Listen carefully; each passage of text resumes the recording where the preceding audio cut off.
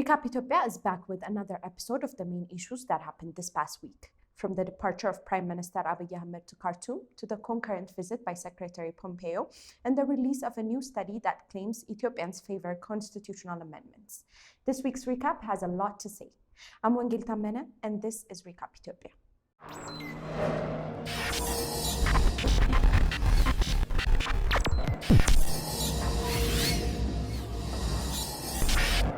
News of the departure of Ethiopian Prime Minister Abiy Ahmed to Khartoum, Sudan broke earlier this week via the Twitter page of the Office of the Ethiopian Prime Minister.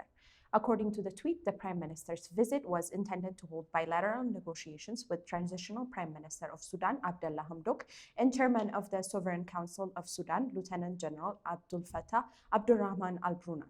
The tweet does not specify what the bilateral negotiations will be around at that time. Prime Minister Abiy Ahmed touched down in Sudan on Tuesday. He and his delegation were received by Transitional Prime Minister Abdullah Hamdok, according to another tweet by the Office of the Prime Minister of Ethiopia. The statement issued by the office later that day said Prime Minister Abiy Ahmed and Abdullah Hamdok had fruitful negotiations to enhance relations between the two nations. The statement read as follows. During bilateral discussions, Prime Minister Abiy Ahmed congratulated the Sudanese government for the milestones achieved since the ousting of al-Bashir's dictatorship, and for the current ongoing political discussions. On Ethiopia-Sudan relations, he highlighted that the fate of both countries is intertwined and rooted in long-standing historic and strategic relations. According to the press release, Dr. Abiy also strongly reiterated that the two nations are one people and one family, as he highlighted that any issues, including in relation to the GERD and borders, can be addressed amicably through continued and sustained good faith discussions. Abiy also met with General Abdel Fattah, with reports suggesting that the meeting raised key issues of mutual interest and strengthened cooperation during the meeting. However, Dr. Abiy was not the only high-profile political leader to grace Sudan's capital on Tuesday.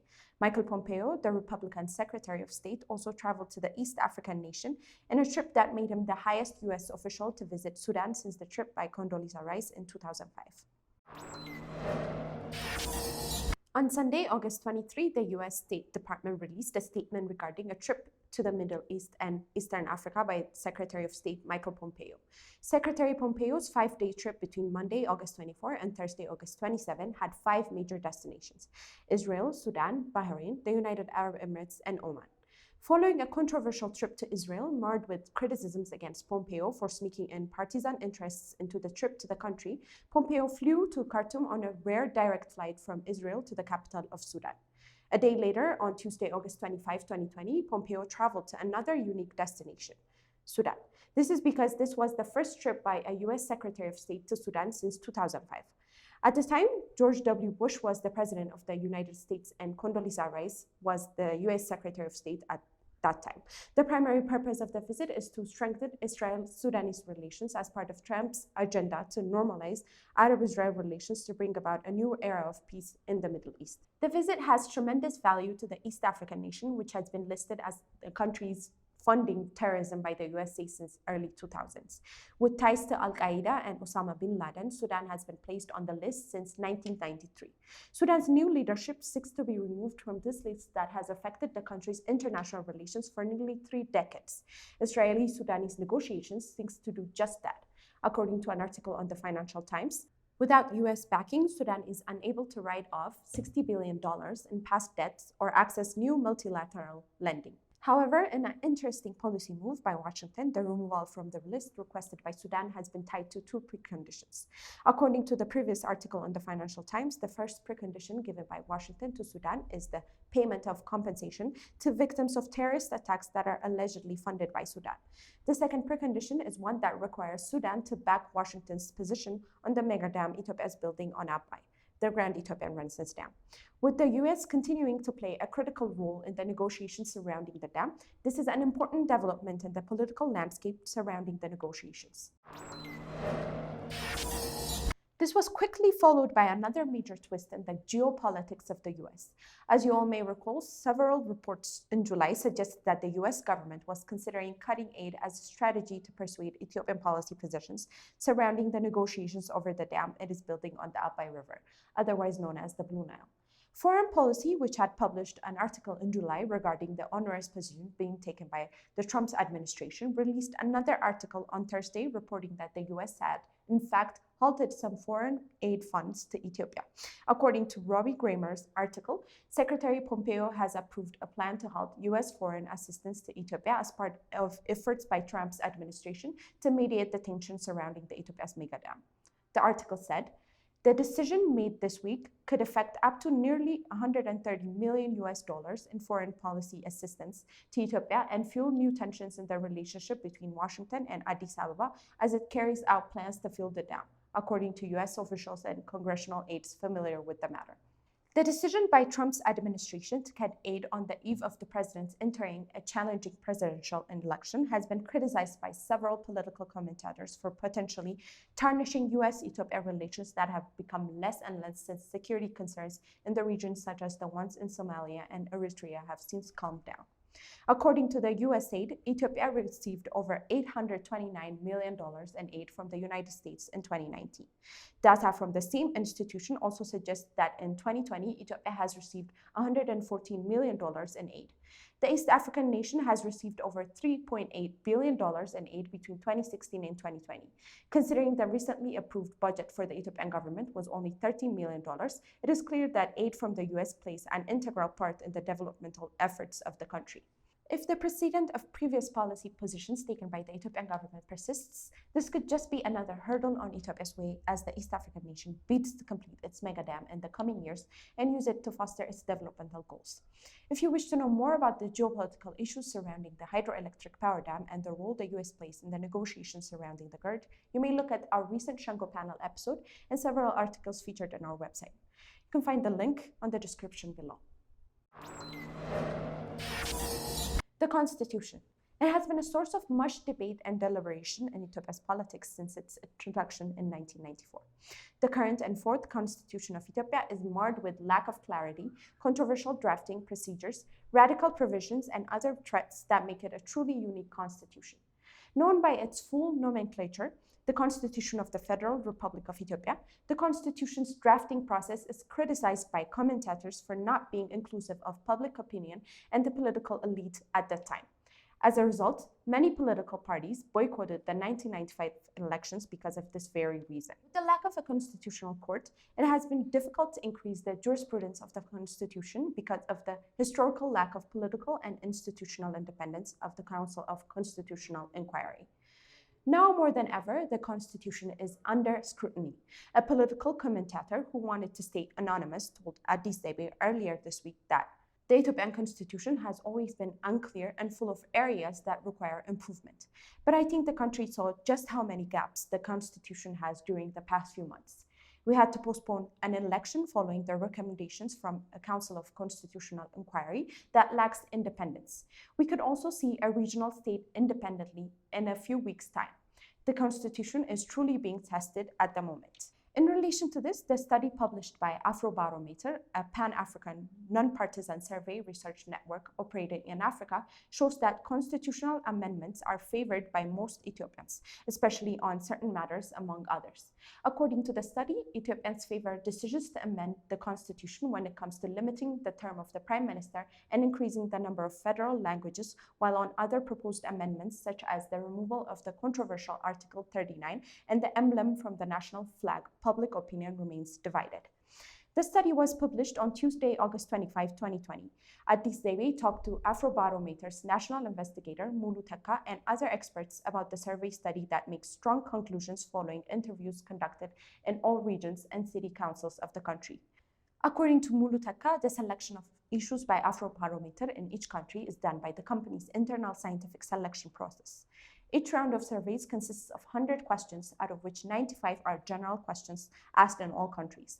The other 5 questions are selected contextually after considering the political and socio-economic landscape of the specific country. According to Mulu, issues that lack clarity and are considered engaging to the elite in discourse and conversations are chosen. The national investigator also said in the Ethiopian case, issues related to the constitution, federalism, and Addis Ababa can be good examples. In addition, Mulu also told Addis Zeybe that conducting such a research and surveys is of paramount importance because of several reasons.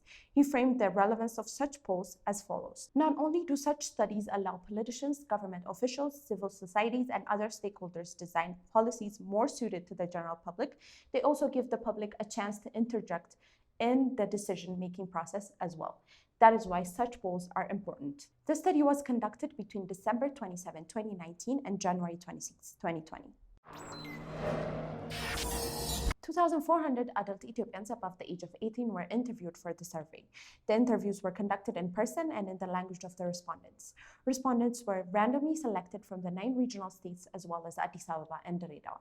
According to the national investigator, the research employed the clustered, stratified, multi-stage probability sample designed to collect the data for the study. There were 3 stages to the selection process. According to Mulu, random selection was applied in each stage of the selection process.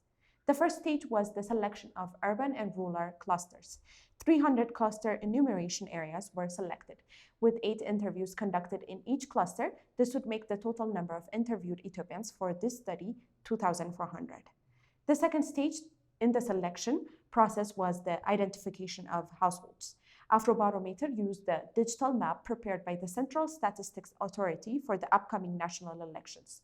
Mulu said that random selection was also applied in this stage of the survey. The final stage of the selection process was the identification of individual respondents. The national investigator explained the stage as follows.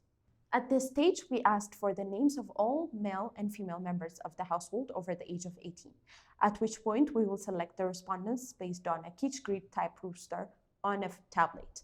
If we select a male respondent in one house, we will select a female respondent in the next selected household.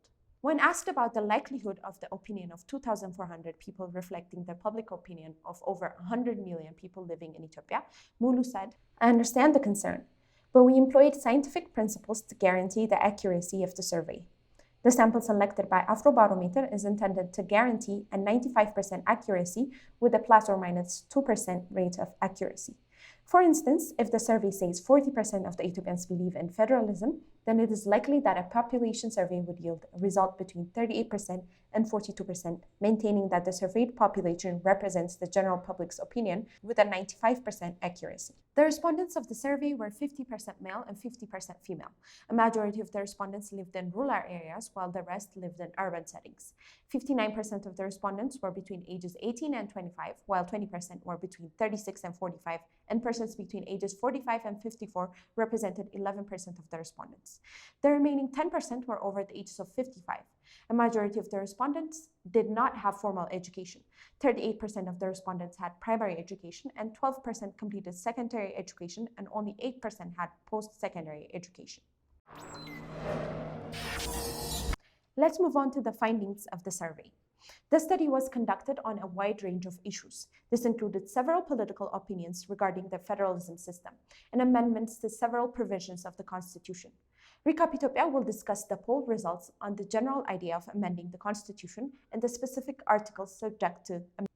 When it comes to the Constitution, according to the findings by Afrobarometer, almost 7 out of 10 Ethiopians, which is a 69% representation, support the revising of the Constitution, while 18% believe it should remain the same.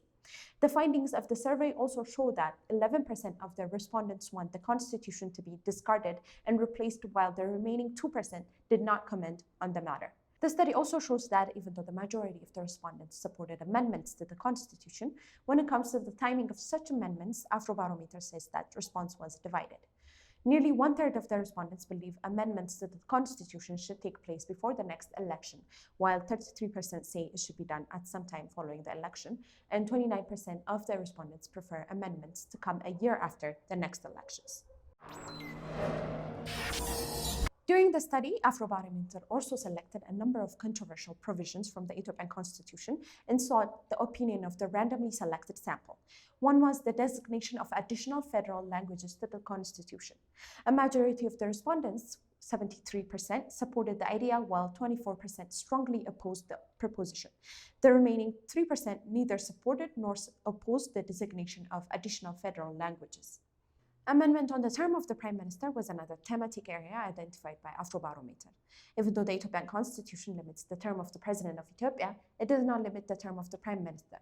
Roughly 68% of the respondents, that would mean 66 to 70% of Ethiopia, according to the plus or minus 2% margin of error in the findings of the survey, believe this should change and that the term of the Prime Minister should be limited to 2. 22% do not believe this is necessary, while 9% did not respond positively or negatively to the question. Ethiopians were divided on other proposed amendments such as self-determination, Article 39, private land ownership, making Addis Ababa a member state of the Federation, and removing the emblem on the national flag according to Afrobarometer. 43% of the respondents believe Article 39 should be removed from the Constitution, while 50% do not support this amendment. Amendments to the rules regarding private land ownership are not necessary, according to 49% of the respondents. However, 46% support amendments allowing private ownership of land. 37% and 35% of the respondents believe in the removal of the emblem from the national flag and in making Addis Ababa a member state of the Federation, respectively. The emblem should be kept, according to 52% of the respondents, while 54% of the same believe Addis Ababa should not be made part of the Federation. According to Muluteka, in order to guarantee the study makes meaningful contribution to policy design and implementation by several stakeholders, Afrobarometer will strongly engage in the dissemination of the study. Mulu also identified several stakeholders, which includes the 3 branches of the government: policy advocates, civil society actors, donors and development partners, investors and the diplomatic community, and the media.